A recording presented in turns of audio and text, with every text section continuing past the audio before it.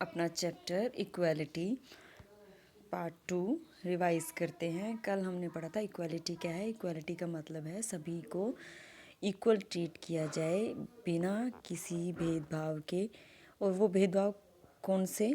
Natural नहीं, जो social inequalities हैं, कास्ट बेस्ड हैं, रिलीजन बेस्ड हैं, जेंडर बेस्ड हैं, या प्लेस ऑफ बर्थ पे कोई इनइक्वालिटी बेस्ड हैं। कल हमने इसके 3 डायमेंशंस पढ़े थे, जिसमें हमने पढ़ा था पॉलिटिकल, सोशल और इकोनॉमिक। अब इसमें एक और नया आपके बॉक्स में दिया हुआ था फेमिनिज़म। तो फेमिनिज़म क्या होता है? फेमिनिज़म में वो लोग आते हैं जो महिलाओं के हक के लिए लड़ते हैं, और इसमें सिर्फ महिलाएं ही शामिल नहीं होती हैं। बहुत से ऐसे सोशल रिफॉर्मर्स हुए हैं जिन्होंने महिलाओं को भी उनके अधिकार दिलाने के लिए मदद की है, जिनमें से दयानंद सरस्वती का नाम हम ले सकते हैं, राजा राम मोहन राय हैं, और जिन्होंने महिलाओं को उनके शिक्षा का अधिकार, राजनीतिक अधिकार दिलाने में मदद की है, कुरीतियों से उनको मुक्त करवाया है। तो ये हमारा है फेमिनिज़म। फेमिनिज़म में यही है कि वुमेन को भी मेन की तरह से ही इक्वल राइट्स मिलें, उनको भी उतना ही अधिकार है जितना कि पुरुषों को, चाहे वो आर्थिक है, राजनीतिक है या सामाजिक है।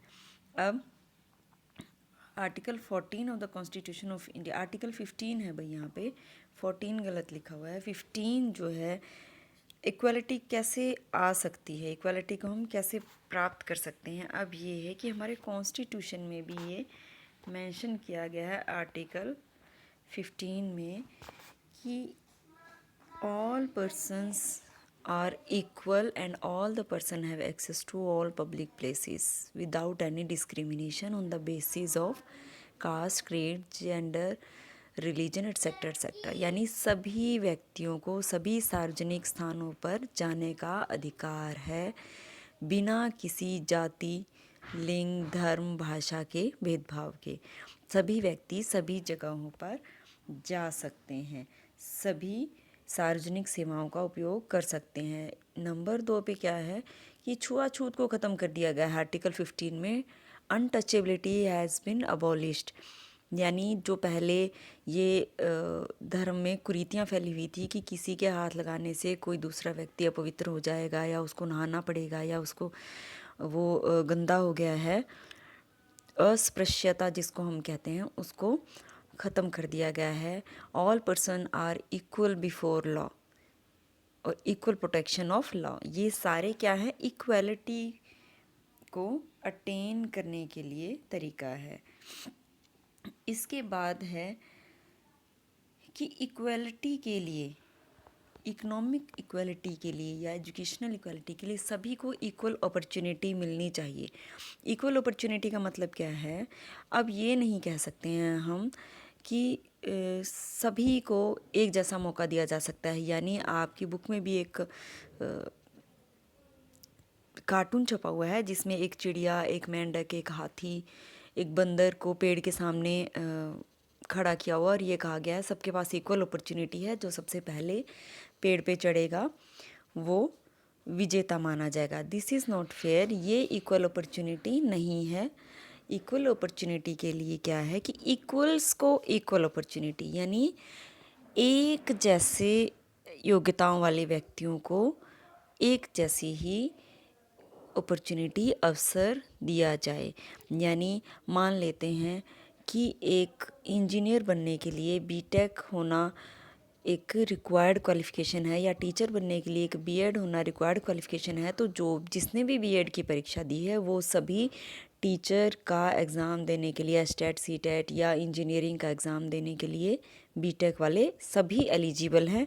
जो भी कंपटीशन को पास करेंगे उनको जॉब मिल जाती है। तो इसको हम कहेंगे इक्वल अपॉर्चुनिटी है।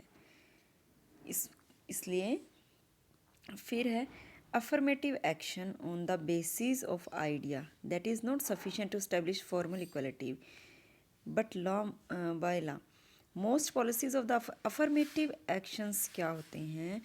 कभी कभी इनइक्वल बिहेवियर भी करना पड़ता है इक्वलिटी लाने के लिए। सपोज़ अगर कोई हैंडीकैप है, कोई ब्लाइंड है, या बुज़ुर्ग हैं, या बैकवर्ड क्लासेस से रिलेटेड हैं, तो उनको भी सभी के बराबर लाने के लिए भेदभावपूर्ण व्यवहार किया जा सकता है। यहाँ पे जो भेदभावपूर्ण व्यवहार है इसको हम कहते हैं सकारात्मक कार्रवाई, यानी उनको विशेष सुविधाएं दी जाती हैं। यदि कोई हैंडीकैप्ड है, व्हीलचेयर का प्रयोग करता है, तो हम ये नहीं कहेंगे कि बताओ हमारे लिए तो चेयर नहीं और व्हीलचेयर क्यों प्रोवाइड की गई है, क्योंकि आप सक्षम हैं। सेम तरीका है आरक्षण के लिए। आरक्षण उन लोगों को दिया गया है जो पिछड़े हुए हैं, ताकि वो भी समाज के समान स्तर पर आकर अपना विकास कर सके।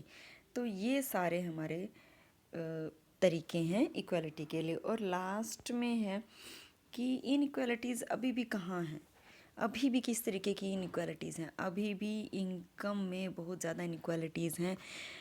वर्ल्ड की, पूरे वर्ल्ड की टोटल जितना पैसा है वो दुनिया के 20 बड़े अमीर आदमियों के हाथों में केंद्रित है, और बाकी पैसा पूरी दुनिया के पास है। तो ये क्या है, इनकम डिस्पैरिटी हैं, जेंडर इनइक्वालिटीज़ हैं। हमारे इंडिया में भी अभी भी जेंडर इनइक्वालिटीज़ हैं। अभी भी महिलाओं को वो अधिकार नहीं है जो मिलने चाहिए। अभी भी वो पिछड़ी हुई हैं। अभी भी शिक्षा के क्षेत्र में पिछड़ापन है। अभी भी स्लम्स एरिया हैं। अभी भी एजुकेशनल इंस्टीट्यूशंस में इनइक्वालिटीज़ मौजूद हैं। तो इक्वलिटी लेके आना इतना आसान काम नहीं है। फिर भी हमारे संविधान में बहुत सारे ऐसे प्रावधान, ऐसे प्रोविज़न्स दिए हैं जिससे इक्वलिटी को अटेन कर सकते हैं। तो ये हमारे चैप्टर की रिवीजन है।